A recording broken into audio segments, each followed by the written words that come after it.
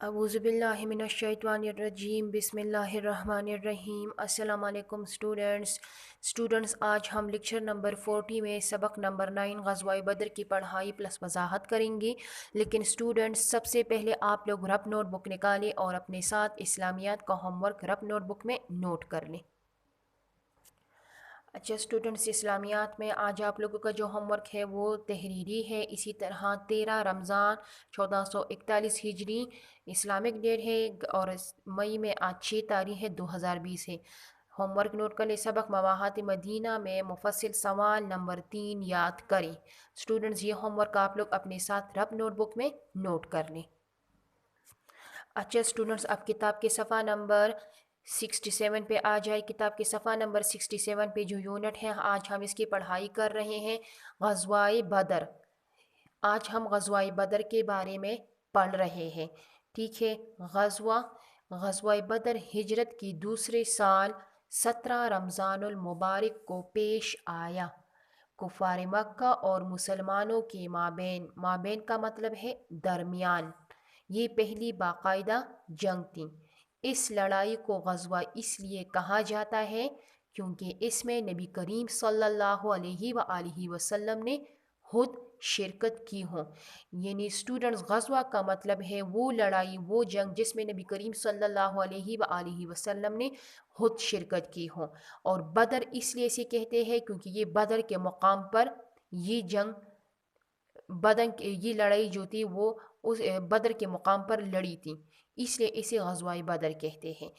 क्योंकि ऐसी लड़ाई जिसमें आप सल्लल्लाहु अलैहि वसल्लम ने खुद शिरकत ना की हो, बल्कि किसी सहाबी रज़ी अल्लाह ताला अन्हो को सिपा सालार बनाकर भेजा हो, उसे सिरिया कहते हैं। सिपा सालार यानी सरदार, लश्कर का जो सरदार होता है। ठीक है। बदर एक मुकाम का नाम है जो मदीना मुनव्वरा से तकरीबन 130 किलोमीटर के फासले पर है। बदर के मुकाम पर पानी का एक कुआं था जहां तिजारती काफिले आते जाते रुकते और पानी पीते थे। ये लड़ाई इस मुकाम पर हुई थी, इसलिए इसे ग़ज़वाए बदर कहते हैं।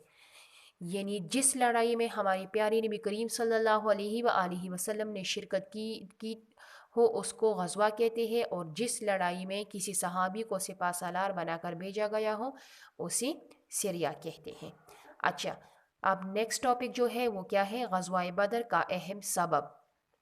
कुफ़ार मक्का के एक सरदार अबू सफियान की निगरानी यानी सरदारी में एक तिजारती काफ़िला मुल्क शाम से वापस मक्का आ रहा था। इस तिजारती काफ़िले में कुफ़ार मक्का के हर घर का सामान था।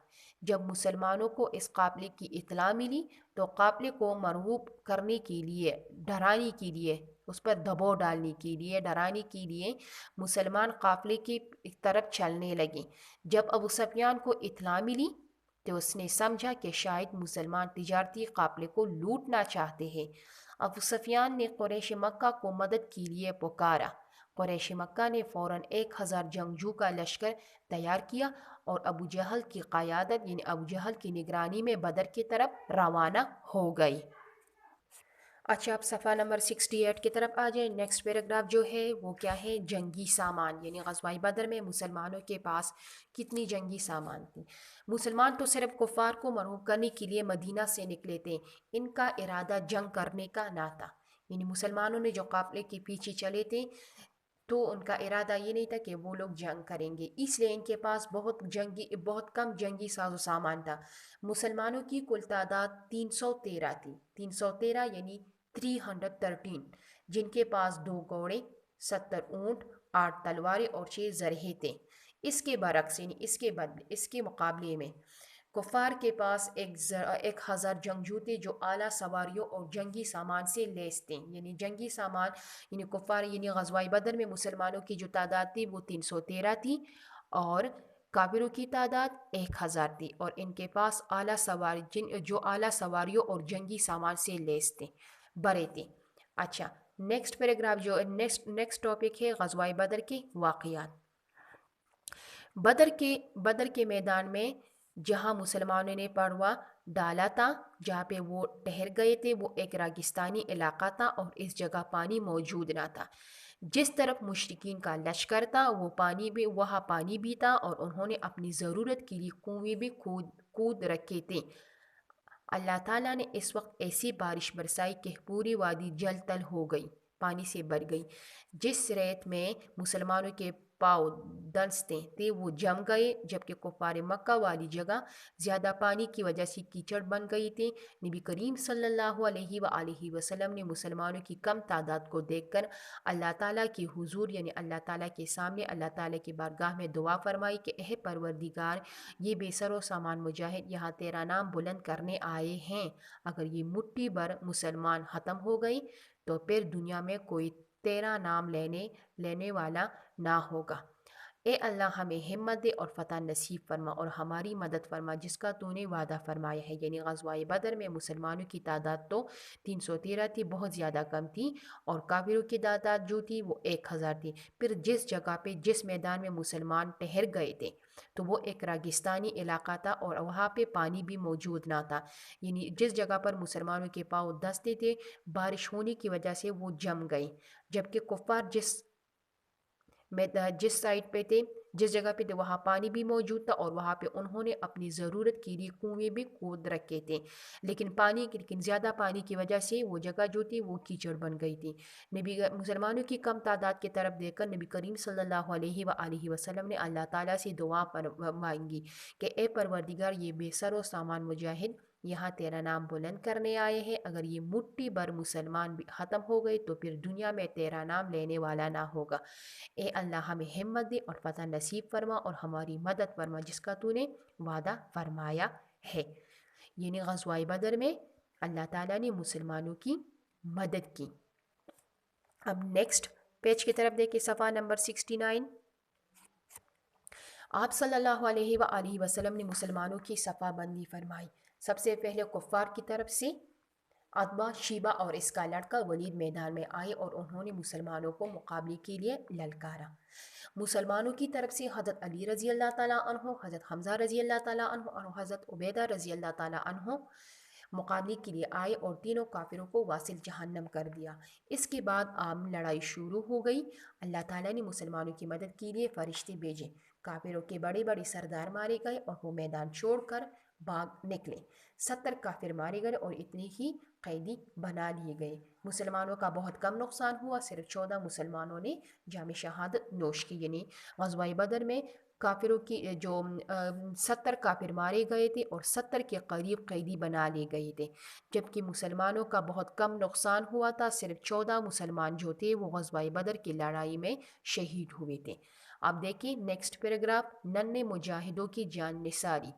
اس غزوہ میں دونوں عمر مجاہد حضرت معاذ رضی اللہ تعالیٰ عنہ اور حضرت معیذ رضی اللہ تعالیٰ عنہ بھی شریک تھے۔ انہوں نے سن رکھا تھا کہ ابو جہل نبی کریم صلی اللہ علیہ وآلہ وسلم کا سب سے بڑا دشمن ہے۔ ان دونوں ننھے مجاہدوں نے ابو جہل کے بارے میں پوچھا اور اس کو قتل کرنے کے لیے دوڑے۔ حضرت معاذ رضی اللہ تعالیٰ عنہ نے ابو جہل پر وار کیا تو ابو جہل کے بیٹے اکرمہ نے حضرت معاذ رضی اللہ تعالیٰ عنہ کے کندھے پر تلوار مار کر ان کا بازو کاٹ دیا۔ بازو چمڑے سے لٹکا ہوا تھا تو حضرت معاذ رضی اللہ تعالیٰ عنہ نے اپنے پاؤں کی مدد سے لٹکا ہوا بازو الگ کر کے ابو جہل کا مقابلہ کیا اور اسے ہلاک کر دیا۔ اب غزوہ بدر کے نتائج کے بارے میں پڑھتے ہیں۔ غزوہ بدر کے نتائج مسلمانوں کے حق میں بہت اچھے نکلے۔ چند ایک نتائج درج ذیل ہے۔ فرسٹ نمبر کیا ہے؟ مسلمان اگرچہ تعداد میں کم تھے لیکن ان کا خوف کفار کے دلوں میں بیٹھ گیا۔ سیکنڈ نمبر، غزوہ بدر کے بعد لوگ جوق در جوق اسلام قبول کرنے لگے۔ مسلمانوں کو اللہ تعالیٰ کی غیبی مدد کا بھرپور یقین ہو گیا۔ مسلمانوں نے جنگی قیدیوں سے اچھا سلوک کیا جس سے لوگ اسلام کی طرف مائل ہونے لگے۔ کفار میدان جنگ میں بہت سا سامان چھوڑ کر بھاگ گئے تھے اور وہ سامان مسلمانوں کے پاس مال غنیمت کے طور پر جمع ہو گیا جس سے مسلمانوں کی طاقت میں اضافہ ہو گیا۔ یہ اسٹوڈنٹس غزوہ بدر کے نتائج۔ اب عبرت دے کہ جب ہم اللہ تعالیٰ پر بھروسہ کرتے ہیں تو اللہ تعالیٰ ضرور ہماری مدد کرتا ہے اور ہمیں کامیابی حاصل ہوتی ہے۔ تو اسٹوڈنٹس آج کے لیکچر میں ہم نے سبق نمبر 9 غزوہ بدر کی جو پڑھائی تھی وہ ہم نے مکمل کی۔ انشاءاللہ پھر نیکسٹ لیکچر میں ہم غزوہ بدر میں جو مختصر سوالات ہیں اس کی جوابات لکھیں گے۔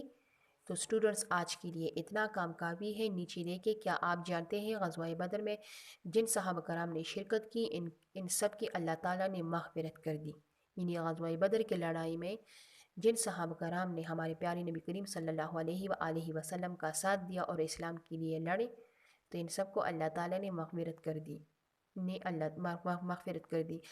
بدر مدینہ منورہ کے جنوب مغرب میں تقریباً 130 کلومیٹر پر واقع ہے۔ بدر کو ہر طرف سے بلند و بالا پہاڑوں نے گھیر رکھا ہے۔ اس میں کئی کنویں اور باغات تھے جہاں قافلے عموماً پرواز ڈالتے تھے۔ اچھا اسٹوڈنٹس، آج کے لیکچر میں ہم نے سبق غزوہ بدر کی پڑھائی پلس وضاحت مکمل کی۔ انشاءاللہ پھر نیکسٹ لیکچر میں ہم سبق غزوہ بدر میں جو مختصر سوالات ہیں اس کی جوابات لکھیں گے۔ تو اسٹوڈنٹس آج کے لیے اتنا کام کافی ہے۔